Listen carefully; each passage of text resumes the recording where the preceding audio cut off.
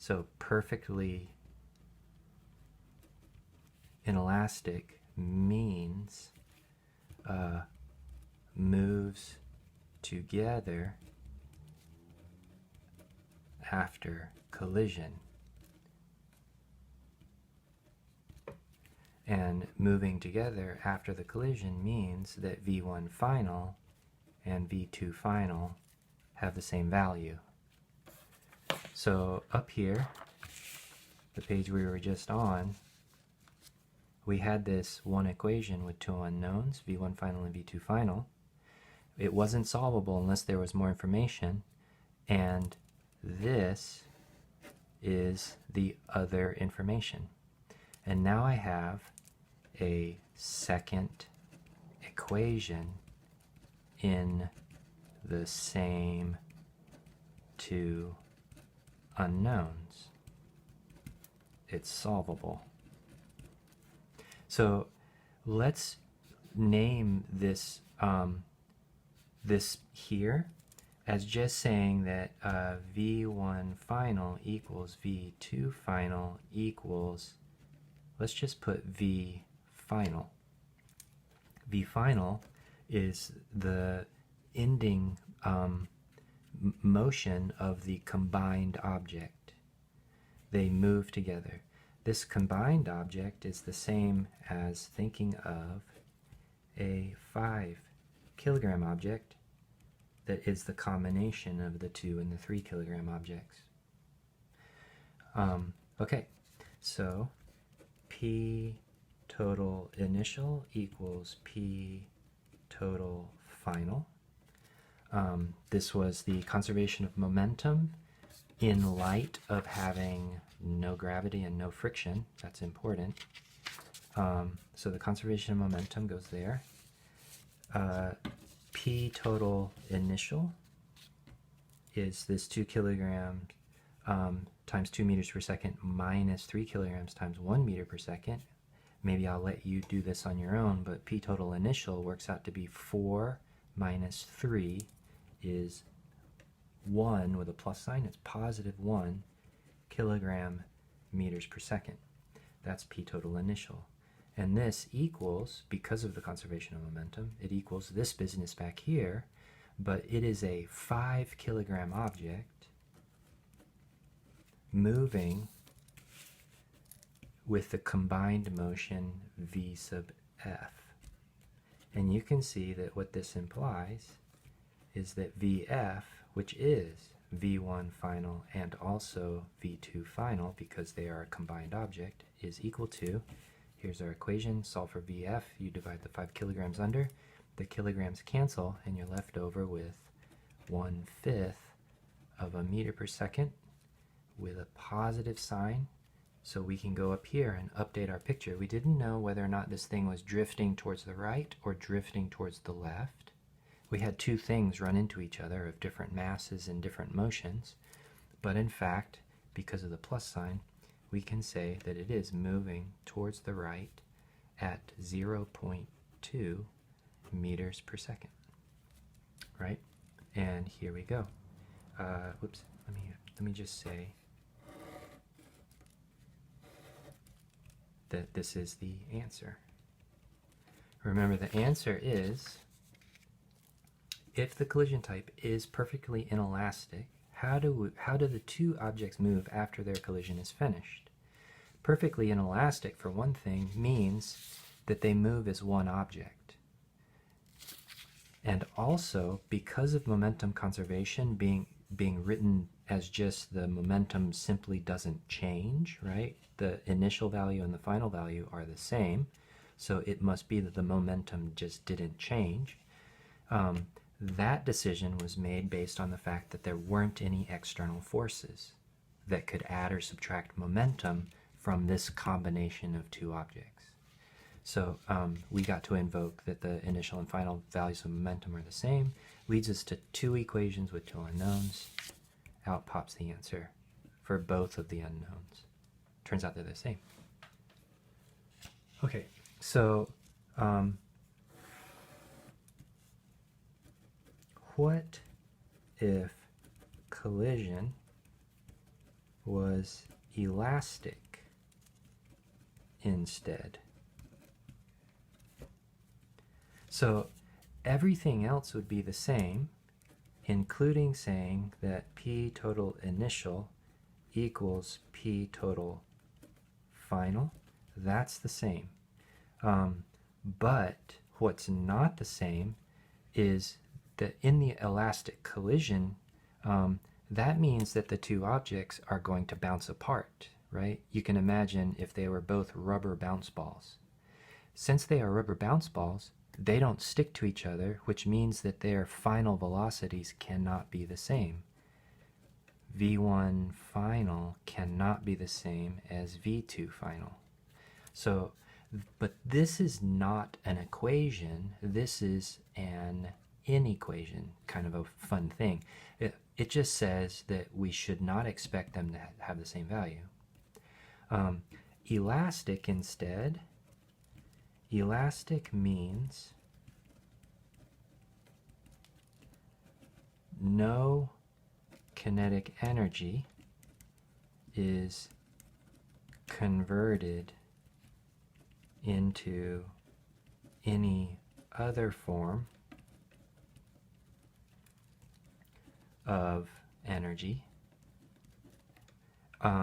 So no kinetic energy is converted to any other form of energy in a sense, like after the collision is finished. The truth is during the collision, actually, kinetic energy is converted. It goes into elastic potential energy. But because this collision is elastic, we get to have all of that potential energy right back as kinetic energy. So during the collision, actually, there's going to be missing kinetic energy. By the conservation of energy, that missing kinetic energy is actually just potential. It's stored up in the compression of the rubber balls. But if you wait until the collision is completely finished, you'll get all your kinetic energy back if we have a perfectly elastic collision. So I'll put ideal elastic collision instead. So if the collision is elastic instead, not only do we know that the two velocities are going to be different, but also that the kinetic energy before and after the collision is just going to have the same value. So this is the total kinetic energy initial is equal to the total kinetic energy final. So these two equations, this is because of collision type, right? This is given to us by the collision type. This is just the rule about any type of collision. It doesn't matter if it's elastic or inelastic. But this comes from the collision type. Okay, so what that gives us is a pretty crazy looking expression. So P total initial equals P total final, and kinetic energy total initial equals kinetic energy total final, like this. This expression, I'm going to go back and just talk in terms of variables, so that what I write down can be generic. You can use it for any set of values for the variables. So it should be clear in context what the variables mean. So P total initial is M1. In our example, M1 is the 2 kilogram object. I'm going to put M2 to be the 3 kilogram object. So M1 V1 initial plus M2 V2 initial. So that's P total initial. It's the momentum of number 1 plus the momentum of number 2. The momentum of number 1 is a 2 kilogram object times positive 2 meters per second. momentum of number 2 is a 3 kilogram object times minus 1 meter per second. Equals, so P total final, M number 1 is still one of the objects in the problem, and it has a final number 1 velocity, plus M2 V2 final.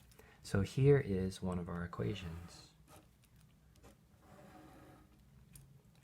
Our two unknowns are V1 final, V2 final.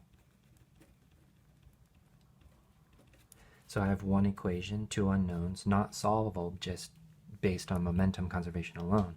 Over here, I get 1/2 m1 v1 initial squared, that's the kinetic energy of number 1, plus 1/2 m2 v2 initial squared, kinetic energy of number 2, equals 1/2 m1 v1 final squared plus 1/2 m2 v2 final squared.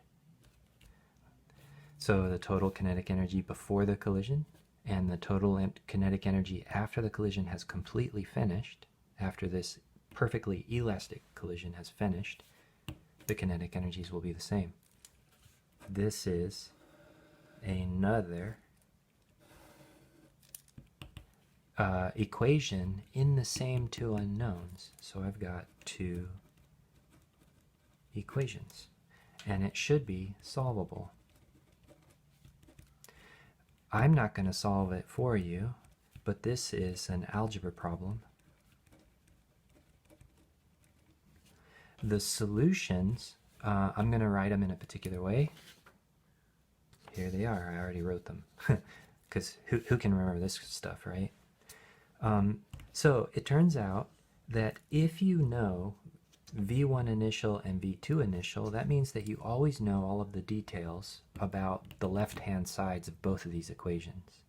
So it would be really nice if I could take one of the unknowns, V1 final, and write its value, here's the equal sign, in terms of all of the things that I do know. So there's no unknown here. V1 final is m1 minus m2 times v1 initial plus twice m2 times v2 initial divided by m1 plus m2. If you think about it, this is pretty cool. And here's the equation for v2 final in terms of the same set of knowns. Look at this. Like, can you see that there's symmetry in the labels? That is, if you go and the idea is being labeled number 1 or labeled number 2. The truth is it doesn't matter. It could have been A, so MA and MB, and and you can always switch things around. You can see, like, if I switch, the symbol 1 for the symbol 2, you just get this relationship here, and that's because momentum doesn't treat the number 1 or the number 2 special relatively, and neither does kinetic energy. So any answer that we get is going to treat number 1 and number 2 equivalently. There's in some sense a symmetry in the labels. I plan on making a video that shows you how to do this, but it's going to be a little bit later in this little series of videos. But anyways, the thing is I have a way to calculate everything right now. So this problem is really hard if you just start here, but if you take this would be in a book. It's a one-dimensional elastic collisions answer is what it would be in a physics book. So you can go look it up. You could even look up how to do the derivation.